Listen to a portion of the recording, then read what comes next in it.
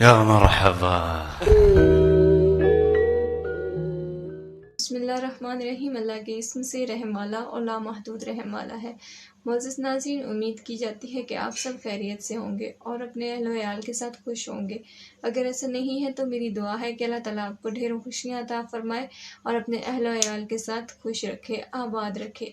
जी नाज़रीन, हमने पहले जितनी भी गुफ्तगू की इसमें वालिदैन के बारे में और औलाद के बारे में बातें हुई, यानी उनके मसाइल को डिस्कस किया। कुछ सेशन हमारे इस तरह के गुज़रे और कुछ में हमने अज़दवाजी ज़िंदगी के मुतल्लिक़ चंद असूल, चंद राज़ आपके साथ शेयर किए। और आज मैं आपके साथ शेयर करना चाहती हूँ कि सीरत रसूल अरबी की रोशनी में, यानी कि नबी करीम सल्लल्लाहु अलैहि वसल्लम की ज़िंदगी से, आपकी सीरत तैयबा से अख़ज़ किए गए चंद असूल, और ये असूल आपने फ़ॉलो करने हैं। इंशाअल्लाह ताला आपको दुनिया व आख़िरत में कामयाबियाँ अता होंगी और अल्लाह ताला आपको ढेरों कामयाबियाँ अता फ़रमाए।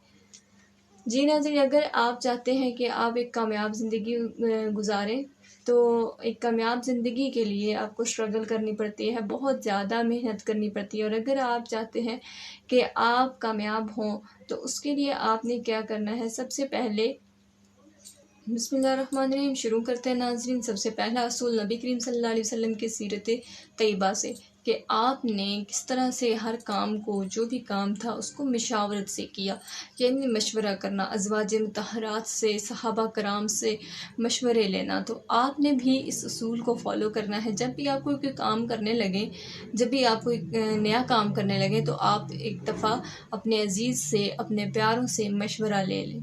जब आप मशावरत करते हैं तो उसमें ये आप देखें कि एक ऐसा हुक्म है जो अल्लाह की तरफ से भी है। अब कुरान करीम में सूरह शूरा है, यानी कि राय देना, तो राय दें और राय लें, किसी से मशवरा। आज का दूसरा असूल ये है कि मुश्किल के बाद आसानी है। अल्लाह ताला ने कुरान करीम में इरशाद फरमाया, इन्ना मअल उसरि युस्रा, यानी मुश्किल के बाद आसानी है और आपको आसानी अता की जाएगी। आपने हिम्मत नहीं हारनी। ऐसा नहीं है कि आपको आसानी नहीं होगी और तमाम ज़िंदगी आप मुश्किलात में घिरे रहेंगे। अगर आप चाहें तो आसानी भी मिल सकती है, लेकिन आपने सब्र रखना है और अल्लाह ताला का शुक्र अदा करते रहना है, यानी सब्र शुक्र से मदद लेनी है और नमाज से मदद लेनी है। कभी भी आपने मायूस नहीं होना। तो इससे क्या होगा कि आपको कभी ना कभी कामयाबी अता की जाएगी, कामयाबी हासिल होगी आपको, और मुश्किल के बाद आसानी होगी। इसके बाद हम तीसरे स्टेप पे चलते हैं। वो क्या है कि शख्सियत परस्त ना बने। आप जब शख्सियत परस्त बनते हैं, जब आप किसी इंसान में इस कदर इन्वॉल्व हो जाते हैं कि आप उसकी बुराई को भी अच्छाई कह रहे हैं, उसकी गलत को भी सही कह रहे हैं, तो ये बहुत बड़ी गलती है जो हम अक्सर कर जाते हैं। इससे बचना है आपने। और नबी करीम सल्लल्लाहु अलैहि वसल्लम की ज़िंदगी से, ये आपकी सीरत तैयबा से आपने ये जो असूल अख़ज़ किए गए हैं, आपने इनको फ़ॉलो करते रहना है।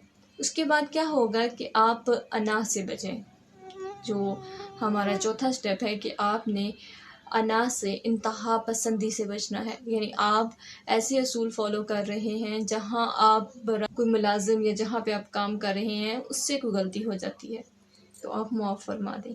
दूसरी अहम बात यह है कि जैसे आप टीचर हैं, जैसे कि मैं एज़ अ टीचर अपने स्टूडेंट की किसी मिस्टेक को मुआफ़ कर दूँ, यानी कि अगर वो कुछ कर देती हैं, कुछ कह देती हैं, तो मैं इग्नोर कर दूँ। लेकिन समझाने का एक तरीका होना चाहिए, एक मेथड होना चाहिए, यानी कि आपका मेथड ठीक है तो इंशाल्लाह आपको इस्तिफ़ादा होगा।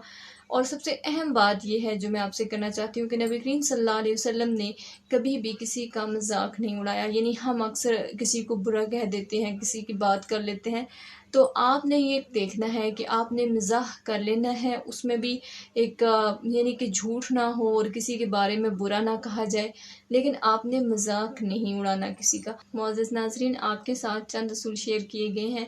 उम्मीद करती हूँ कि आप इन असूलों पे अमल करेंगे और अल्लाह ताला आपकी दुनिया व आखिरत में मदद फरमाए और इन असूलों को फ़ॉलो करने की तौफ़ीक अता फरमाए।